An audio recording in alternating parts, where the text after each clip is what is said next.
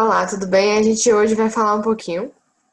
A gente vai apresentar o banner para vocês e vamos falar um pouquinho sobre síntese e avaliação de novos agentes inibidores da acetilcolinesterase, planejados a partir do Carnadol, candidatos ao tratamento da doença de Alzheimer. Bom, quando a gente fala sobre a expansão da longevidade, né, e as conquistas da humanidade quanto aos avanços do padrão de vida, desenvolvimento econômico, melhorias nas condições nutricionais e sanitárias, a gente também vê que com a expansão da longevidade também ocorreu o envelhecimento populacional. Esse envelhecimento populacional ele vem também atrelado com a, a, a maior, né, quantidade de doenças neurodegenerativas. Dentre elas, doença de Alzheimer e doença de Parkinson. Essa doença de Parkinson, além da doença de Parkinson, tem outras, e aí a gente tem que analisar e chamar uma atenção maior aos órgãos governamentais dessa área de saúde. Bom, falando um pouco da doença de Alzheimer, a doença de Alzheimer é uma doença de desordem degenerativa, neurodegenerativa relacionada à idade, caracterizada por ser progressiva e irreversível, perda de memória e de outros distúrbios cognitivos. Bom, a gente atualmente, né, no mundo, 35 milhões de pessoas sofrem de Alzheimer e a prevalência é em torno de 1 a 2% na população com a faixa etária de 65 anos. Já com a faixa etária acima, após, né, dos 85 anos, ela chega a ser 35% da população. Bom, essa doença, ela tem um grande impacto na vida das pessoas e também nos familiares, quanto à convivência social e os reflexos em toda a sociedade.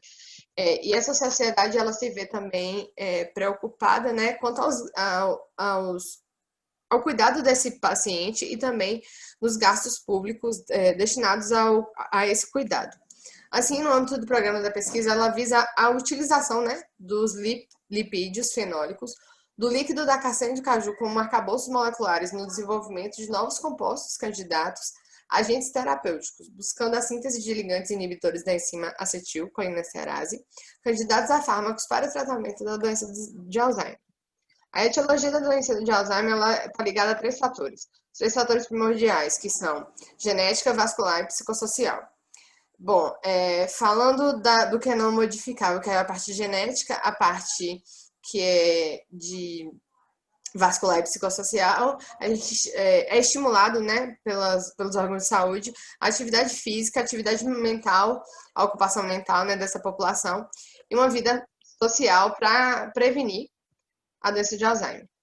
Bom, quanto à etiologia, né, quanto às disfunções que ocorrem, são a baixa difusão neural, que é a diminuição dos níveis de neurotransmissores da acetilcolina, pode ser ocasionado, pode ser causa para a doença de Alzheimer, a hiperfosforilação da proteína tal, e os depósitos extracelulares agregados insolúveis do peptídeo beta-amiloide. E mais pra frente eu vou ir explicando para vocês. A hipótese colinética, que é dessa disfunção, né, da acetilcolina, ela diz que essa deficiência ela é atribuída à degeneração de neurônios no núcleo basal de Meynert, levando à hipofunção colinérgica, intimamente relacionada à disfunção cognitiva desses pacientes. Por quê? Porque a acetilcolina ela fica em pouca quantidade nessa parte basal, e aí tem a diminuição dessa atividade dessa colina acetiltransferase, aumento da concentração da acetilcolinesterase, que ela degrada a acetilcolina, a butirilcolinesterase e a diminuição nas concentrações de receptores nicotínicos, porque permite com que fique menos tempo nessa fenda. Hipótese amiloide. A hipótese amiloide ela é o acúmulo do peptídeo beta-amiloide e sua subsequente agregação em placas responsáveis pela iniciação da cascata que resulta na neurodegeneração. O que acontece? Essa neurodegeneração ela ocorre por quê? Porque quando ela é hiperfosforilada, esse processo é oxidativo, neurodegenerativo e contribui para a neurodegeneração e disfunção sináptica. e eventualmente sinalizam a apoptose. Tem a hipótese também de hiperfosforilação. Essa hipótese de hiperfosforilação atua como a proteína tal atua como estabilizadora do citoesqueleto. Quando ela é hiperfosforilada, ela separa-se nos microtúbulos, formando emaranhados neurofibrilares interneurais, os NFTs. Esses NFTs, eles sinalizam o processo de apoptose. E outros mecanismos patogênicos, eles são, como, por exemplo, a sinalização de cálcio, porque a desregulação da homeostase de cálcio, ela leva à disfunção também através dos metais, estresse oxidativo, disfunções mitocondriais e neurovasculares, resistência insulínica também pode provocar, hiperinsulinemia e a inflamação também podem ocasionar o processo, né, desencadear o processo de doença de Alzheimer. Boa tarde, eu vou falar um pouquinho com vocês agora sobre o objetivo do trabalho. Então, o presente estudo, ele objetiva a utilização do cardanol na obtenção racional de novos agentes terapêuticos, inibidores da enzima acetilcolinesterase, que é conhecida como a CHE, candidatos úteis ao tratamento da doença de Alzheimer. Em relação à metodologia, foi utilizado o Anacardium occidentale, que é conhecido popularmente como caju. Então, foi extraído um líquido da castanha do caju, e a partir desse líquido foi achada a substância cardanol, que é como a gente pode observar na imagem. Então, a substância cardanol, ela apresenta em sua estrutura algumas partes que são hidrofílicas e algumas partes que são hidrofóbicas. Isso facilita a ocorrência de reações para a síntese de novos fármacos, que é o que objetiva o trabalho.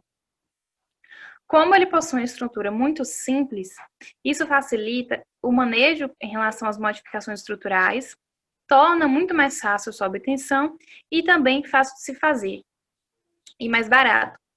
Então, a partir dessa estrutura, foram realizadas algumas reações, que foram as reações de alquilação, ozonólise, redução com hidretos metálicos, interconversão de grupos funcionais, reações de N-alquilação, acilação e carboxilação. Então, essas reações elas foram testadas para se avaliar qual seria a mais eficaz para o medicamento. E a partir disso, observou-se que a N-alquilação ela foi mais eficaz. E aí se obteve essa estrutura que a gente pode observar na imagem. Essa estrutura ela apresenta uma semelhança muito grande com alguns medicamentos que já são utilizados no mercado, que são a memoquina e o donezepil. Eu vou falar um pouquinho para vocês sobre o resultado de discussão. Com relação ao que Lavínia acabou de falar, a gente tem aqui a estrutura do cardanol. Da estrutura do cardanol foram feitas 3 variáveis, 3 protótipos. O LDT-167, o LDT-160 e o LDT-161. E aqui são as substituições que foram feitas para avaliar o percentual inibitório da acetilcolinesterase. Aqui a gente avalia que em relação ao substituinte W, não se teve muita alteração quando se colocou o hidrogênio em relação aos grupos etóxicos. Porém, quando a gente avalia a substituição do grupamento R, a gente vê que a substituição do grupo OCH3 por um hidrogênio fez com que caísse drasticamente o poder inibitório da enzima acetilcolinesterase, na qual a LD-167, que é essa primeira, foi a que apresentou o melhor perfil, com 95,8%. Em relação à estrutura-atividade, ao estudo de estrutura-atividade, a gente pode avaliar aqui, damos um para vocês, aqui a estrutura da memoquina e aqui a estrutura do donepezil, que também foi falado por Lavínia. E aqui a gente tem a estrutura justamente dessa primeira, do primeiro protótipo que a gente avaliou. E quando a gente avalia esse protótipo, a gente vê que ele vai ter uma similaridade estrutural com esses 2 fármacos que já são amplamente utilizados no tratamento do Alzheimer, o que justifica, inclusive, esse arcabouço molecular. Em relação à regra de Linsky, aqui a gente tem as 3 estruturas desenhadas em relação a esse gráfico, e aqui a gente avalia que em relação à massa molecular, todos eles se enquadrariam na regra de Linsky, porque lá eles dizem que tem que ser menos que 500 a massa. E aqui a gente tem a massa variando de 355, 353 e 383. Com relação a doadores e aceptores de hidrogênio, tem que ser menor que 5 e menor que 10, respectivamente. E aqui a gente também avalia que tem, basicamente, 2 e 3, e outros nem têm doadores de hidrogênio, o que também seria aceito pela regra de Lipski. Em relação ao log de P, a gente vai ter uma variação maior, porque em relação ao log de P, ele diz que é um log de P ideal que seja menor que 5. E aqui a gente vê a primeira disparidade. Então, o LDT 160, que foi o que a gente relatou aqui, que com a substituição do hidrogênio ele teve uma queda na atividade inibitória, ele foi justamente o que teve o maior log de P. Isso também seria o mais desclassificado, segundo o Lipski. Em relação a essa outra estrutura, que teve um perfil de 91,6%, que é um perfil considerável bom, a gente tem que ele teve um log de P de 6,64. Então, ele foi um intermediário entre o 7,91 e o 5,90. E ainda assim, não é dentro do parâmetro de Lipski. E o que teve o melhor perfil, com um log de P de 5,90, foi justamente o LDT 167, que apresentou o perfil inibitório de 95,8%. Então, o que a gente pode avaliar dessa discussão e dos resultados é que, basicamente, o perfil de Lipski, ele vai casar com as tabelas do poder inibitório em relação também à estrutura-atividade que foi desempenhada por esse protótipo. Só a nível de curiosidade, a gente trouxe aqui que essa extração do cardanol, ela basicamente foi feita com um rendimento de 60%, e depois pegou-se um padrão que já existia no laboratório e avaliou o RF. E aí, esse RF da extração foi de acordo com o RF do padrão que já existia no laboratório. E, inicialmente, para chegar nessas 3 moléculas que a gente viu aqui em cima, foram sintetizados 25 compostos que tiveram rendimentos de 55% a 97%. Porém, só os benzilamínicos, que foram esses 3 protótipos relatados anteriormente, que apresentaram o melhor perfil entre a série de compostos associados a uma unidade farmacofórica dos derivados do Nezepim e memoquim. O que isso significa? Significa que a unidade farmacofórica presente no medicamento que já é utilizado no tratamento do Alzheimer foi justamente o perfil farmacofórico que foi encontrado com a substituição do cardanol por esses grupos aqui, o que justifica, assim, sua utilização para um possível tratamento da doença. Bom, em relação à conclusão, a avaliação anticolinesterásica evidenciou a capacidade desses ligantes de atuarem sobre a inibição da acetilcolinesterase.